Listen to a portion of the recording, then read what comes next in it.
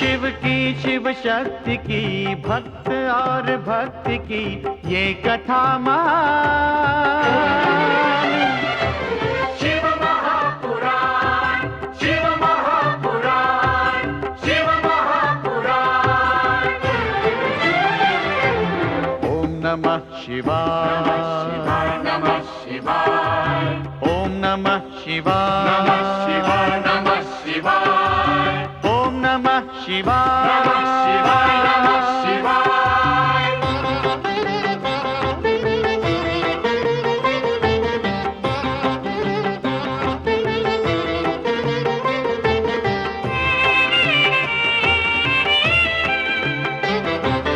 आशुतोष नीलकंठ शंभु अविनाशी, गंगाधर महादेव जो है कैलाशी।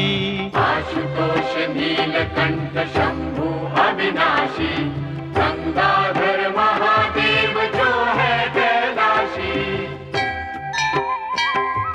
शिव का बस नाम ही भक्ति और ध्यान ही कर दे कल्याण।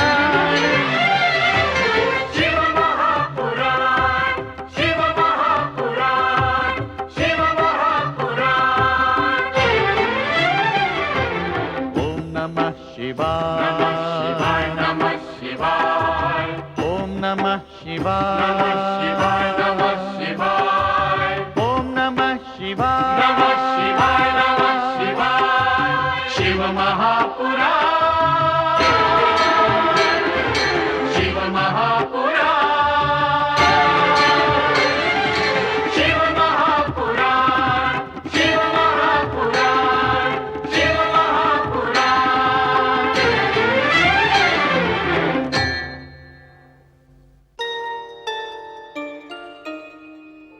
दनु दानव के वंशज शकुनी की राजसभा में शकुनी के पुत्र वृक की प्रशंसा होती है, परंतु शकुनी के अनुमान को असत्य सिद्ध करता हुआ वृक अपने ही सैनिकों की हत्या करता हुआ राजसभा में पहुंचता है और इस अपराध पर पिता द्वारा प्रताड़ित होने पर उन्हीं को आंखें दिखाने लगता है। शकुनी अपने धृष्ट पुत्र की उद्दंडता देखकर उसे बंदी बनाकर कारागार में डालने का आदेश देता है। कई सैनिक मिलकर उसे बड़ी कठिनाई से वश में कर पाते हैं, परंतु पितृविद्रोही वृक अवसर पाकर उन्हीं बंदी बनाने वाले सैनिकों को मौत के घाट उतारकर रक्त रंजित खड्ग हाथ में लिए भाग निकलता है। जब आकाश मार्ग से देवर्षि नारद वृक को भागते हुए देखते हैं तो उत्सुकतावश उसके पास पहुंचकर उससे रक्त सने खड्ग का इतिहास पूछते हैं। क्रोधी वृक नारद को भी अपने प्रहार का शिकार बनाना चाहता है, परंतु वे बार-बार अदृश्य होकर बच निकलते हैं। ये चमत्कार देखकर वृक आश्चर्यचकित रह जाता है और देवर्षि से प्रार्थना करता है कि वे उसे भी ऐसा चमत्कारी बनने का उपाय बताएं। देवर्षि उसे केदारनाथ शिखर पर जाकर शिव की आराधना करते हुए अखंड तपस्या का परामर्श देते हैं। आकाश में विहार करते शिव पार्वती की दृष्टि केदारनाथ पर तपस्या करते वृक पर पड़ती है। पार्वती के पूछने पर शिव बताते हैं कि ये उन्हीं की आराधना कर रहा है। उसी समय देवर्षि नारद वहां पहुंचकर शिव से निवेदन करते हैं कि वृक एक घोर हिंसक तथा पितृद्रोही है, इसे वरदान कदापि न दीजिएगा। वरदान की शक्ति पाकर वो और भी भयानक हो उठेगा। इस पर शिव मुस्कुरा देते हैं। उधर केदारनाथ पर शीत का प्रकोप बढ़ने लगता है तो वृक पत्थरों को रगड़कर आग जलाता है तथा अपनी तपस्या से उत्पन्न चमत्कार को परखने हेतु अपना एक हाथ खड्ग से काटकर अग्नि की भेंट चढ़ा देता है। आशुतोष शिव एक आराधक की पुकार सुनकर तुरंत वहां प्रकट होते हैं। वृक का कटा हुआ हाथ पुनः जुड़ जाता है। जब शिव वृक से उसकी इच्छा के विषय में पूछते हैं तो वृक वरदान मांगता है कि वो जिस व्यक्ति के सिर पर हाथ रखे वो भस्म होकर राख का ढेर बन जाए। प्रसन्न भोलेनाथ कुपरिणाम का ध्यान किए बिना तथास्तु कहकर उसे मनोवांछित वरदान प्रदान कर देते हैं, परंतु उसे चेतावनी देते हैं कि वो इस वरदान का दुरुपयोग न करे। उसी समय शिव ही वृक को भस्मासुर नाम प्रदान करते हैं। तत्पश्चात भस्मासुर अपने पिता से प्रतिशोध लेने के लिए राजसभा में पहुंचता है और पिता को भस्म करके स्वयं राज सिंहासन पर बैठ जाता है।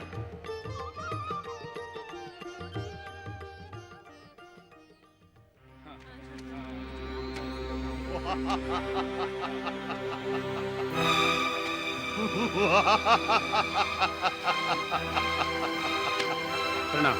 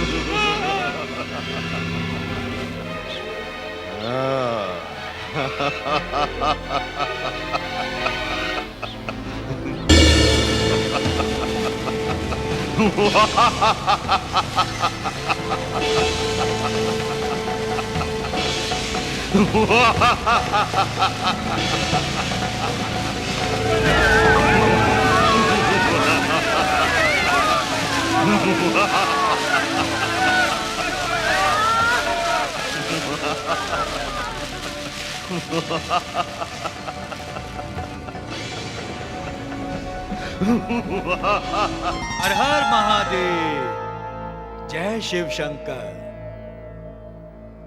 प्रणाम प्रभु। प्रणाम माते। माते, वही हुआ जिसका हमें भय था।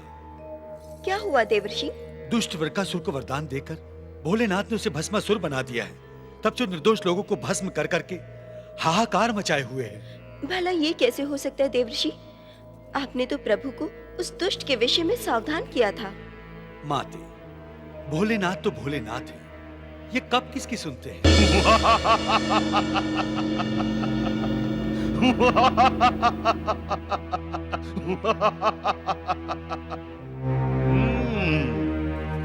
शिव शंकर, आप यहाँ हैं? देखा मेरी शक्ति का चमत्कार? अब तक असंख्य लोग मेरे आशीर्वाद से भस्म हो चुके हैं।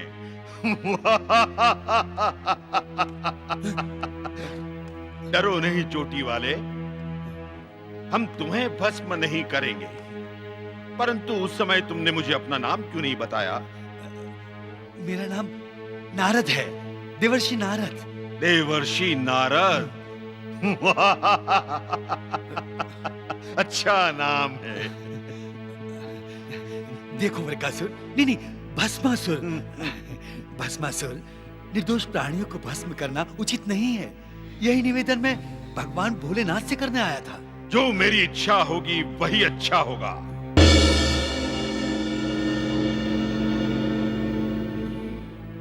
ये सुंदरी कौन है? भस्मासुर, तुम चले जाओ यहां से। तुम यहां क्यों आए हो? मुझे पता नहीं था कि आप यहां होंगे। आपका ये स्थान अच्छा है, मनोहर है, और आपके पास खड़ी ये सुंदरी भी मनोहर है। लोगों को भस्म करते करते मैं ऊब गया। अब मैं सौंदर्य सुख भोगना चाहता हूं। सुंदरी, तुम सचमुच अनुपम सुंदरी हो। माता पार्वती, आप यहां से शीघ्र चले जाइए। इन्हें जाने के लिए क्यों कह रहा है चोटी वाले? क्या तुम मेरी क्रोधाग्नि जगाना चाहते हो?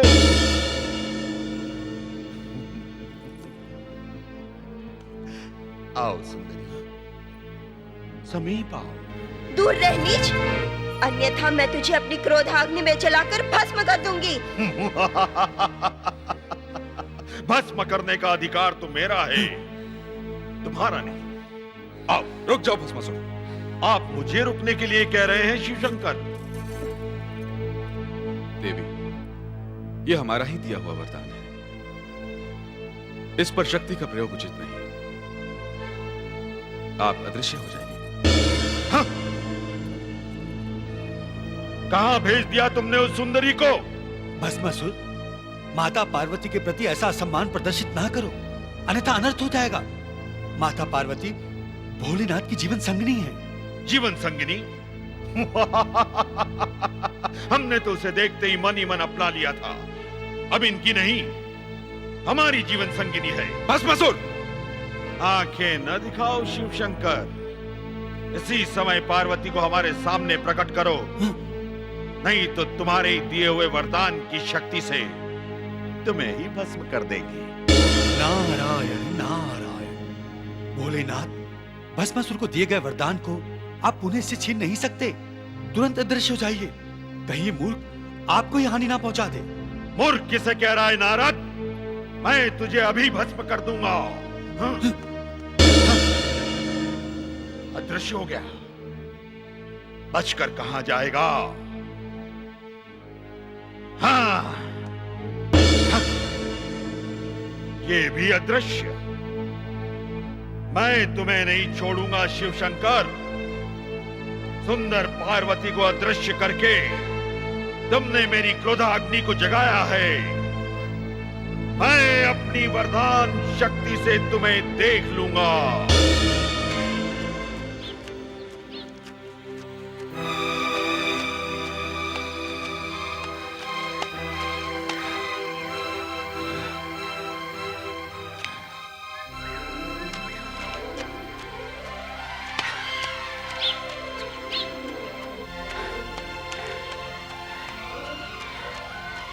रुक जाओ भस्मासुर।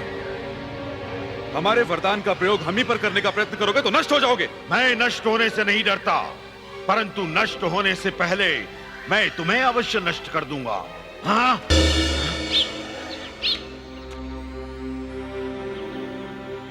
हाँ।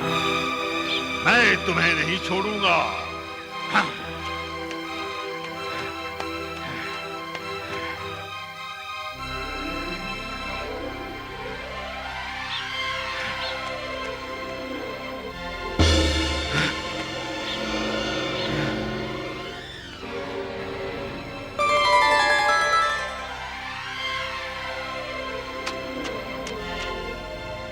नारायण नारायण। शिव शंकर अपने ही दिए हुए वरदान के चक्कर में फंस गए। अब क्या होगा?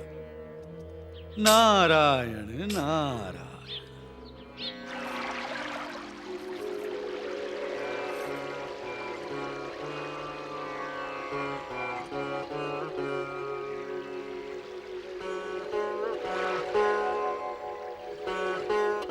क्या हुआ देवी लक्ष्मी? प्रभु, प्रतीत होता है शिव शंकर तथा माता पार्वती संकट में हैं। तो तुम तक भी नारद का संदेश पहुंच चुका है? नारायण नारायण नारायण नारायण। प्रणाम माते, प्रणाम प्रभु। शिव शंकर अपनी ही लीला के चक्र में उलझ के रह गए हैं। उनके निकलने का मार्ग निकालिए। चिंता न करो नारद, भगवान शिव शंकर द्वारा सर्जित इस लीला का आनंद हम भी ले रहे हैं। प्रभु, यह समय आनंद मनाने का नहीं, शिव शंकर को संकट से निकालने का है। भगवान शिव की ये पलायन करती हुई छवि अद्भुत है। ये छवि बार बार देखने को नहीं मिलती है। प्रभु, ये समय विनोद प्रमोद का नहीं है। आप उस दुष्ट भस्मासुर को समाप्त करने के लिए शीघ्र ही कुछ कीजिए। अवश्य देवी, तुम्हारे समान हमारा कर्तव्य भी हमें पुकार रहा है। नारायण नारायण। माते, शिव के संकट मोचन का कार्य प्रारंभ हो चुका है। मेरे ही समान आप भी निश्चिंत हो जाइए। नारायण नारायण नारायण नारायण।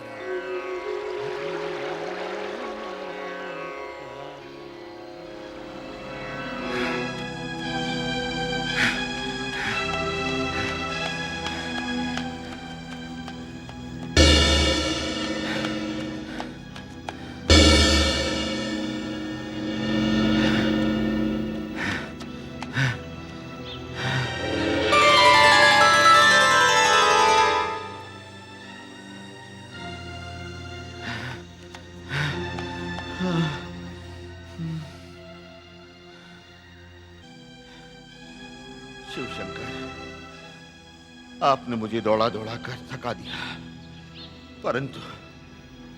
परंतु मैं आपको नहीं छोड़ूंगा।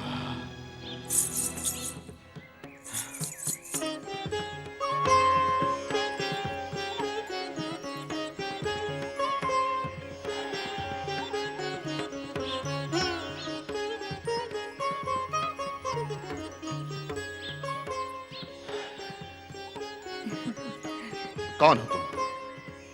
जिस सुंदरी को पाने के लिए तुम अपने आप को दौड़ा दौड़ा कर थका चुके हो, क्या मैं उस सुंदरी से अधिक सुंदर नहीं हूँ?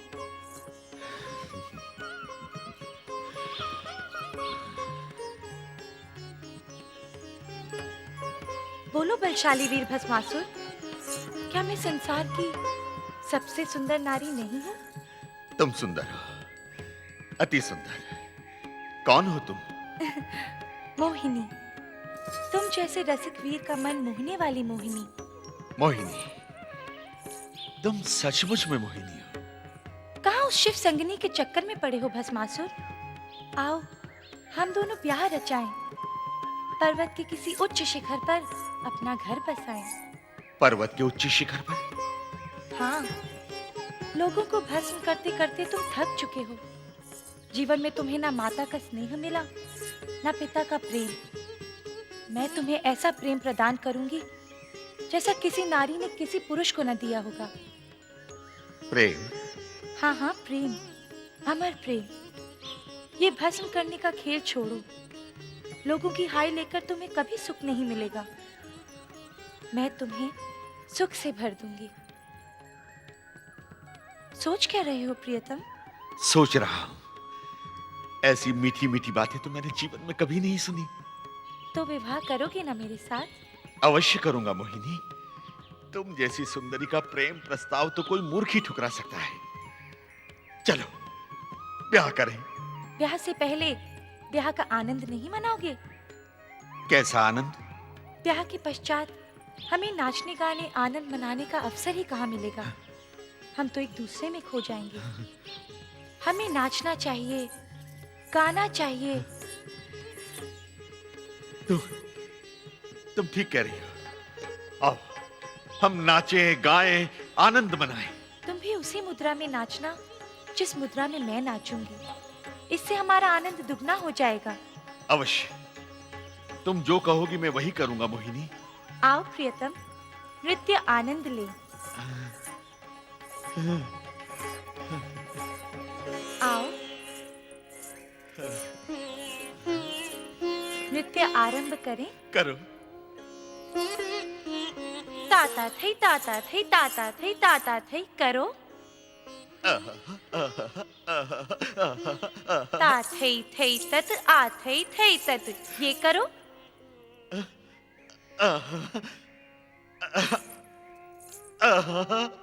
ता थई थई तत आ थई थई तत, अब ये करो। तुम तो बहुत अच्छा नृत्य करते हो। और सिखाओ। ता थई थई तत आ थई थई तत।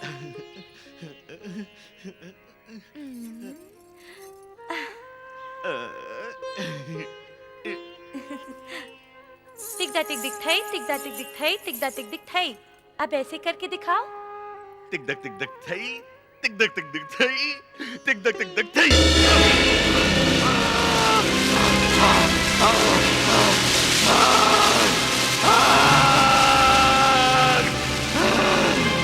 तुमने छल किया मेरे साथ, तुमने छल किया।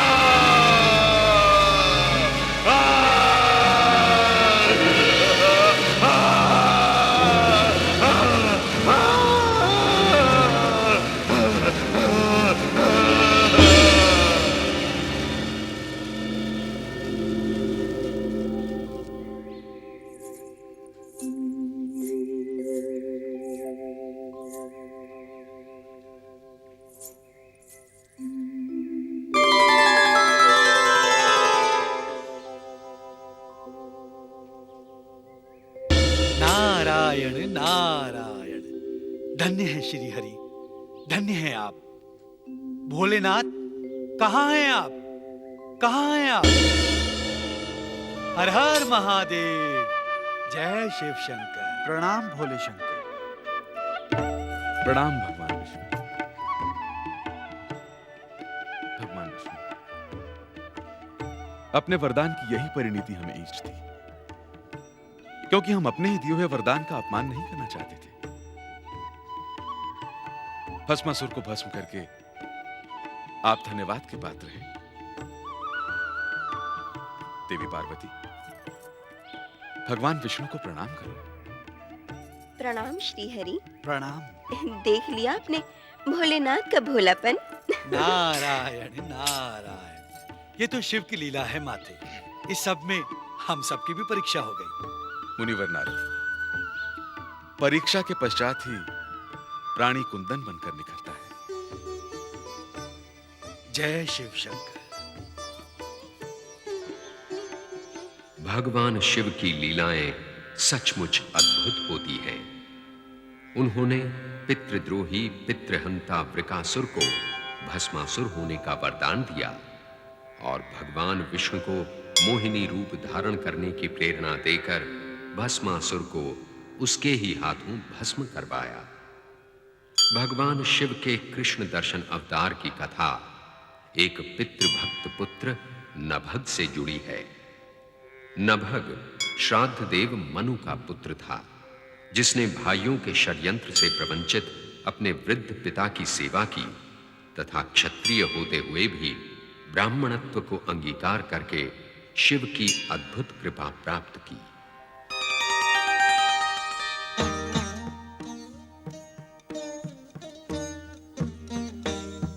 बधाई हो भैया इक्ष्वाकु, आपका विजय अभियान सफल रहा। ये सब आप भ्राताओं के सहयोग से ही संभव हुआ है। मनुवंशी महाराज इक्ष्वाकु की जय हो। महाराज, आपके अनुज महाराज नभग गुरुकुल से लौट आए हैं तथा आपके दर्शन करना चाहते हैं। हमारे भ्राता नभग गुरुकुल से लौट आए हैं? लौट आए हैं? हम तो समझे थे हमारे छोटे भ्राता संसार त्याग कर ऋषि बन बैठे हैं। जब वो वर्षों तक गुरुकुल से नहीं लौटे तो हमने भी यही अनुमान लगाया था। सुभग, प्रतिहारी, जाओ हमारे भ्राता को आदर सहित राजसभा में ले आओ। जो आज्ञा महाराज। आपका क्या विचार है? क्या नभग सदा के लिए गुरुकुल से लौट आया है? इसमें क्या संदेह है राजन? प्रणाम भ्राता इक्ष्वाकु। प्रणाम भ्राताओ। प्रणाम। आओ नभग, राजसभा में तुम्हारा स्वागत है।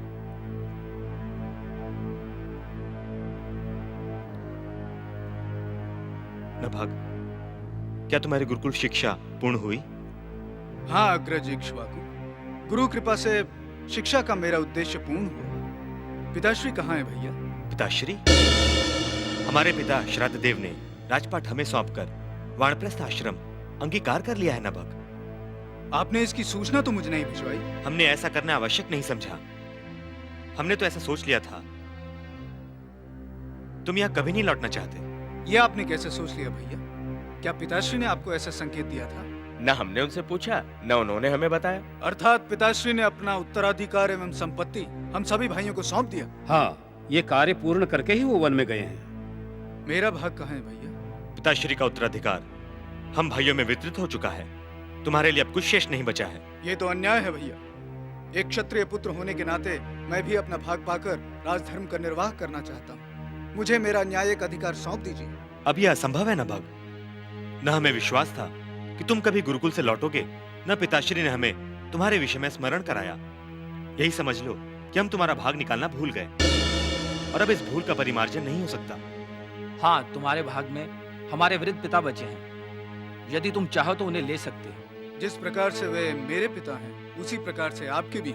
नभग, अपनी शिक्षा का उपयोग अपने पिताश्री की सेवा में करो और उससे जो पुण्य प्राप्त हो समझ लेना वही तुम्हारा भाग है। क्यों भाइयों? हाँ हाँ, तुम सत्य कह रहे हो अनुज। नभग, हमसे विवाद करके तुम्हें कोई लाभ नहीं होगा। यदि तुम समझते हो कि तुम्हारे साथ अन्याय हुआ है तो पिताश्री से कह के निराकरण करा सकते हो। आप सब मेरे बड़े भ्राता हैं। अनावश्यक विवाद करके मैं आपको दुख पहुंचाना नहीं चाहता। मैं ये समझ लूंगा कि भाग्य ने मेरा साथ नहीं दिया। प्रणाम।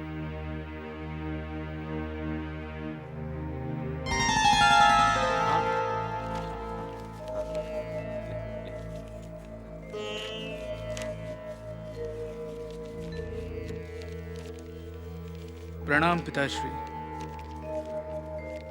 नभग, आपका कनिष्ठ पुत्र नभग आपकी सेवा में उपस्थित है।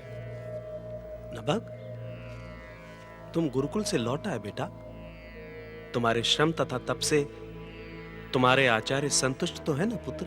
हाँ पिताश्री, उन्होंने मुझे विद्या स्नातक ही नहीं अपितु वृत्त स्नातक होने का भी प्रमाण पत्र दिया है। आह, सुंदर। तुम धन्य हो, तुम धन्य हो पुत्र। तुमने एक आदर्श स्नातक होने का प्रतिमान स्थापित किया है। अपने आचार्य का संतोष ही शिष्य का परम धन होता है। किंतु पिताश्री, क्या आप इस छोटी सी कुटिया में रहते हैं? कोई सेवक दिखाई नहीं देता? पुत्र, वानप्रस्थ आश्रम का अंगीकार मैंने स्वयं की इच्छा से किया है, तो फिर किसी दूसरे की याचना के लिए, आश्रय के लिए लालच क्यों करूं? बस अब तो प्रेम पूर्वक ईश्वर भक्ति ही मेरा परम उद्देश्य है। आपके दर्शन पाने के लिए मैं राजभवन गया था, परंतु तुम्हारे सबसे बड़े भ्राता महाराज ईक्ष्वाकु अब राज सिंहासन पर सुशोभित है। वहां तुम्हारा यथोचित आदर सत्कार हुआ या नहीं? मुझे अपने भाग से वंचित क्यों कर दिया गया पिताश्री? क्या मैं आपका पुत्र नहीं हूं? वो कहते हैं कि आपने मुझे भाग देने के योग्य नहीं समझा। वे असत्य कह रहे हैं पुत्र। तुम तो मेरे प्रिय पुत्र, तो फिर मैं तुम्हें तुम्हारे भाग से वंचित क्यों करता? मैंने सोचा गुरुकुल में शिक्षा पूर्ण होने पर तुम्हारा राजभाग असुरक्षित न रह जाए, इसीलिए उसे भी तुम्हारे भाइयों की देखरेख में सौंपकर मैं यहाँ चला। वो तो उनके पास तुम्हारी धाती है, तुम्हारी धरोहर। वो तो उन्हें तुम्हें स्वयं दे देनी चाहिए। परंतु उन्होंने ऐसा नहीं किया पिताश्री। मुझे वंचित और अपमानित करके आपके पास भेज दिया। पुत्र, मैं अब राज्य से संबंध तोड़कर वानप्रस्थी का जीवन व्यतीत कर रहा हूं। अपने पुत्रों को आदेश देने का अधिकार मैं स्वयं समाप्त कर चुका हूं। अब मेरे लिए घर गृहस्थी में हस्तक्षेप करना उचित नहीं। यदि ऐसा है तो आप मेरी चिंता छोड़िए पिताश्री। मैं उनसे अपने राज्य भाग की याचना नहीं करूंगा। अब मैं स्वयं परिश्रम करके आपकी सेवा करते हुए इस जीवन का निर्वाह करूंगा। तुम धन्य हो पुत्र, धन्य हो तुम। तुमने जो कुछ भी गुरुकुल में सीखा है उसका उपयोग लोकहित में करो। इस कार्य के बदले सम्मान पूर्वक तुम्हें जो कुछ भी प्राप्त हो, बस उसी से संतोष के साथ अपना जीवन निर्वाह करो। शिक्षा का सच्चा उद्देश्य समग्र जन चेतना एवं परोपकार है। व्यवसाय उसे विकृत कर देता है। मैं समझा नहीं था अपने इस ज्ञान का उपयोग मैं कैसे करूं और कहां करूं। प्रिय पुत्र, क्षत्रिय कुल में उत्पन्न होकर भी तुमने एक ब्राह्मण ऋषि के संस्कार प्राप्त किए हैं। तुम छोटे छोटे कार्यों के लिए नहीं, अपितु एक महान उद्देश्य की पूर्ति के लिए स्नातक बने हो। अपने नवीन मंत्रों का परिचय देकर तुम किसी भी मनस्वी के स्नेहभाजन बन सकते हो। मेरा मार्गदर्शन कीजिए पिताश्री। वत्स, यहां से कुछ ही दूरी पर अंगिरस गोत्रीय ब्राह्मण एक महान यज्ञ कर रहे हैं। महान यज्ञ? मैं इस यज्ञ में अवश्य सम्मिलित होना चाहूंगा तात। उनके इस पुण्य कार्य में मैं भी सहयोग दूंगा। मैंने सुना है वो ब्राह्मण आवश्यक वैश्वदेव सूक्तों का पाठ उचित रीति से नहीं कर पा रहे हैं, क्योंकि उन्हें उन सूक्तों का भली भांति ज्ञान नहीं है।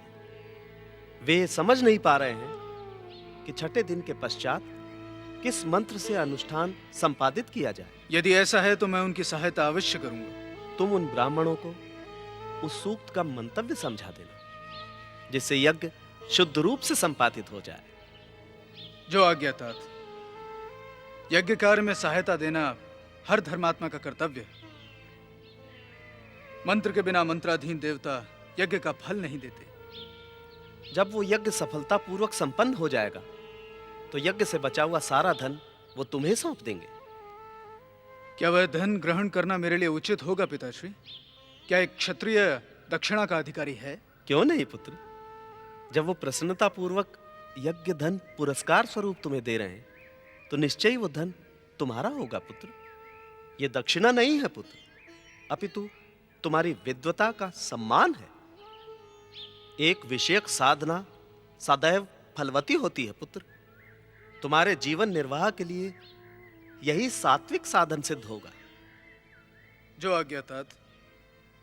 आपके आशीर्वाद से मैं अपने कर्तव्य में अवश्य सफल रहूंगा। आयुष्मान भव।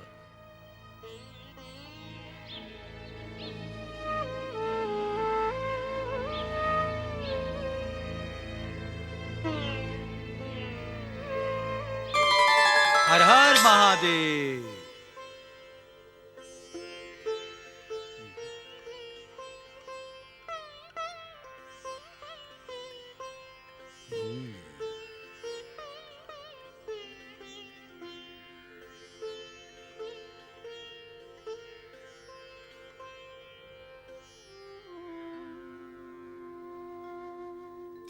जय शिव शंकर।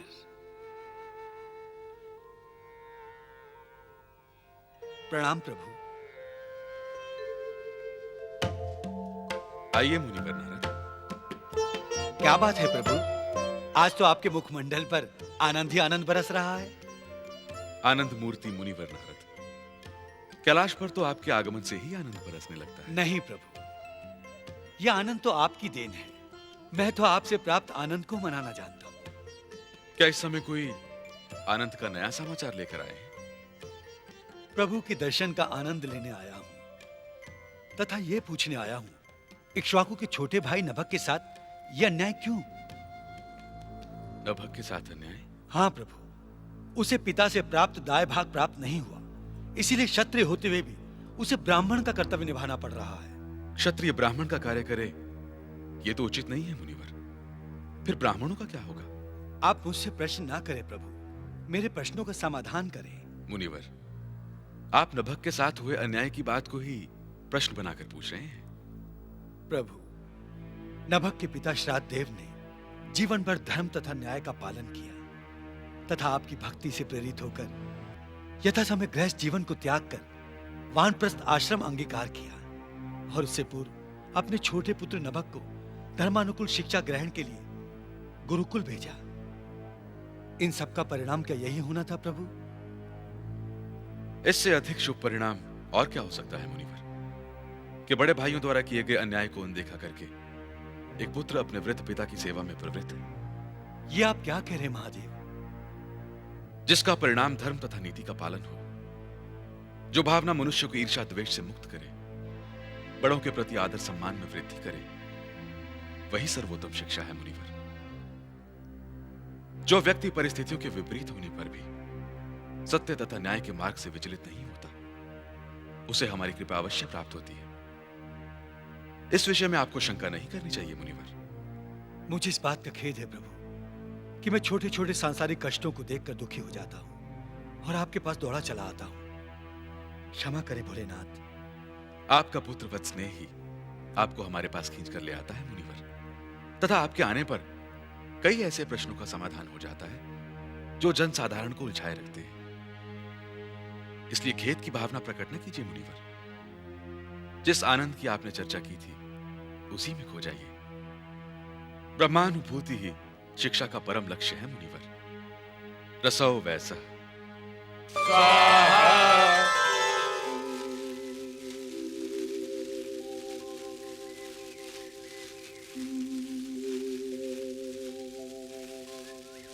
वेदज्ञ नभग, वैश्वदेव सूक्त के वाचन द्वारा आपने हमारे यज्ञ को विधि पूर्वक संपन्न कराकर हम पर महान उपकार किया है। अपने वचनानुसार हम इस यज्ञ का शेष धन आपके चरणों में समर्पित करते हैं। वैश्वदेव संबंधी सूक्तियों का मंतव्य प्रकट करके आपने यज्ञ में होने वाली घोर त्रुटियों को दूर कराया है और हमें विश्वात्मवाद का दर्शन कराया है, जिसका बदला धन देकर नहीं चुकाया जा सकता। आप सब ब्राह्मण हैं। राजकुल में जन्म लेने के कारण आपकी सेवा करना मेरा धर्म है। मैंने आप लोगों पर कोई उपकार नहीं किया है। ऐसा लगता है यज्ञेश्वर शिव ने ही आपको हमारी सहायता के लिए भेजा है। इस धन को ग्रहण करके आप हमें अपने ऋण से उऋण कीजिए। मंत्रवक्ता होने के कारण इस दक्षिणा पर आपका ही अधिकार है। जो आज्ञा ब्राह्मण देवता। ठहरो न, इस धन पर मेरा अधिकार है, तुम्हारा नहीं। पर आप हैं कौन? इससे पहले तो आप यहाँ पर उपस्थित नहीं थे। हम यहाँ उपस्थित नहीं थे, ये तुम कैसे कह सकते हो वत्स? अपना यज्ञ भाग लेने के लिए हम तो सदा ही यज्ञ वेदी के समीप रहते हैं। यदि तुम्हारे चक्षु हमारा दर्शन नहीं कर पाए, तो इसमें भला हमारा क्या दोष? महानुभाव, आप ये तो बताइए कि आप हैं कौन? हम शिव रूपी कृष्ण दर्शन तथा वेदों में हमें कृष्ण शवा भी कहा गया है। कृष्ण शिवा, कृष्ण दर्शन। परंतु हमने यज्ञ से बचा यज्ञ धन नभग को देने का वचन दिया है, इस पर इन्हीं का अधिकार है। शिव यज्ञेश्वर है, क्या इस बात का ज्ञान आपको नहीं था? यदि ज्ञान नहीं था तो अज्ञान में किया गया आपका यह यज्ञ क्या सर्वथा निरर्थक सिद्ध नहीं होगा? यज्ञ शेष पर शिव का अधिकार है। ये जानते हुए भी आपने यज्ञ शेष दान करने का संकल्प कैसे लिया? यदि आप शिवरूप हैं तो इस बात का न्याय कीजिए कि इस सेवक की जीविका का क्या होगा। एक क्षत्रिय होते हुए भी यज्ञ से अपनी जीविका का उपार्जन करना क्या अन्यायपूर्ण नहीं? मुझे मेरे भाइयों ने मेरे भाग से वंचित कर दिया। अपने वृद्ध पिता की सेवा का भार मुझ पर ही है। दक्षिणा सुख भोगों के लिए नहीं, ब्राह्मण वृत्ति को जीवित रखने के लिए होती है। यदि मैंने अपने ज्ञान का उपयोग इस यज्ञ को संपन्न कराने में किया है तो क्या इस यज्ञ धन पर मेरा अधिकार नहीं बनता? नहीं नभग, इस यज्ञ धन पर तुम्हारा अधिकार जताना एक अनाधिकार चेष्टा है, इसलिए इसमें विवाद न करो तथा यह धन हमें ले जाने दो। मैं अपने पिता को क्या मुंह दिखाऊंगा प्रभु, मुझ पर दया कीजिए। नभग, हम दया के नहीं न्याय के पक्षधर हैं। हम जानते हैं कि तुम्हारे पिता मनु शातदेव न्यायवान तथा धर्मात्मा है, अतः इसका निर्णय हम उन्हीं पर छोड़ते हैं। यदि वे कहेंगे कि यह भाग तुम्हारा है तो हम अपने अधिकार का त्याग करके यहां से चले जाएंगे। पुत्र नभग,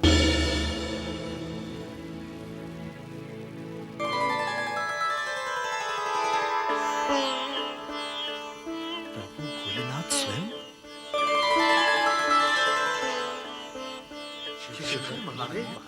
जय हो। देवाधिदेव अघोर रूप भगवान महादेव की जय हो। मेरे पुत्र की सौभाग्य वृद्धि के लिए आप स्वयं यहां पधारे। आपकी कृपा अपरंपार है प्रभु। मैं श्राद्ध देव आपके दर्शन पाकर धन्य हुआ। श्राद्ध देव, अब आप स्वयं ही न्याय कीजिए। यज्ञावशिष्ट ये सारा धन हमारा है अथवा आपके पुत्र का? प्रभु, इस संसार की समस्त वस्तुओं पर आप ही का अधिकार है।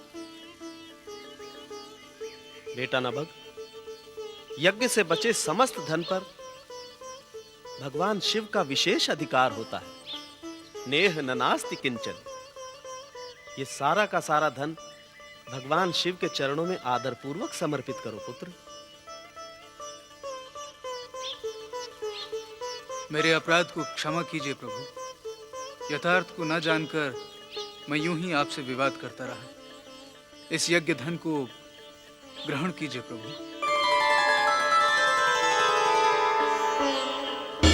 शंकर भोलेनाथ, जय शिव शंकर, जय भोलेनाथ, जय भोलेनाथ।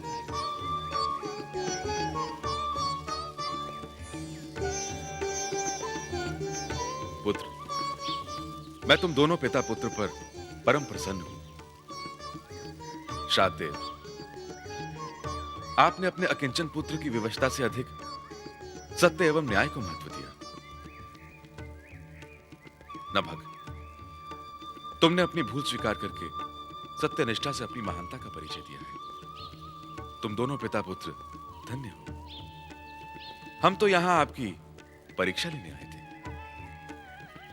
अपने सत्कर्मों से तुम्हें इससे कई गुना अधिक धन की प्राप्ति होगी। श्राद्धदेव, हम तुम्हें तथा तुम्हारे पुत्र नभग को समस्त ऐहिक तथा पारलौकिक सुखों की प्राप्ति का आशीर्वाद देते हैं। हर हर महादेव।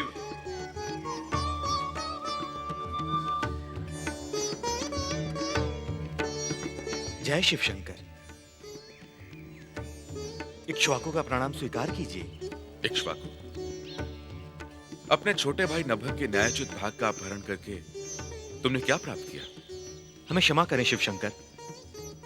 यदि देवर्षि नारद समय पर हमें इस भूल का ज्ञान न कराते तो हम अवश्य आपके कोप का पात्र बनते। भ्राता नभग, हम सभी भाई प्रायश्चित स्वरूप अपना अपना भाग तुम्हें सौंपते हैं। मनु श्राद्धदेव के राज सिंहासन पर अब तुम्हारा अधिकार होगा। नहीं नहीं भैया, राज सिंहासन पर सबसे पहला अधिकार बड़े भाई का होता है और यही हमारे कुल की परंपरा है। मुझे राज्य से कोई मोह नहीं। प्रिय नभग, तुम्हारे सद्गुण तथा सत्कीर्ति का प्रभाव तुम्हारी अगली पीढ़ियों तक प्रसारित होगा। श्राद्धदेव, जहां आपका पुत्र नभग एक धर्मात्मा शासक के रूप में प्रसिद्ध होगा, वहीं आपका पौत्र अम्बरीश श्रेष्ठ विष्णु भक्त के रूप में प्रख्यात होगा। ये सुनकर हम कृतार्थ हुए परमेश्वर। आपकी कृपा के सम्मुख हम सब नतमस्तक हैं। इक्ष्वाकु, देवर्षि नारद ने तुम्हें तुम्हारी भूल का ज्ञान करवा के उचित ही किया। यदि तुम्हें अपनी भूल का पता नहीं चलता तो मनु का महान वंश अन्याय की परंपरा बढ़ाने के लिए दोषी कहलाता। भविष्य में तुम्हारे नाम से महान इक्ष्वाकु वंश प्रसिद्ध होगा। इसलिए सत्य, धर्म तथा न्याय का आचरण करके एक आदर्श नरेश होने का न्याय उदाहरण प्रस्तुत करो। जो आज्ञा महेश्वर। तुम्हारा कल्याण हो। श्राद्धदेव मनु के वंश की कीर्ति अमर रहे।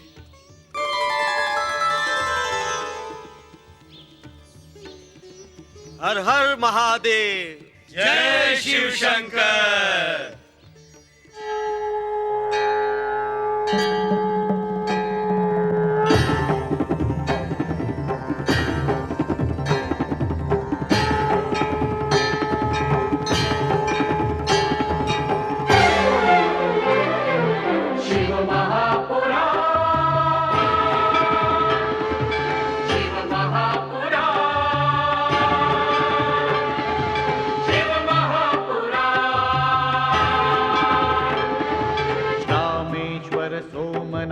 जय भीमा शंकर, महाकाल वैद्यनाथ जय केदारेश्वर। रामेश्वर सोमनाथ जय भीमा शंकर, महाकाल वैद्यनाथ जय केदारेश्वर। नाथों के नाथ की, भोले विश्वनाथ की महिमा का गान।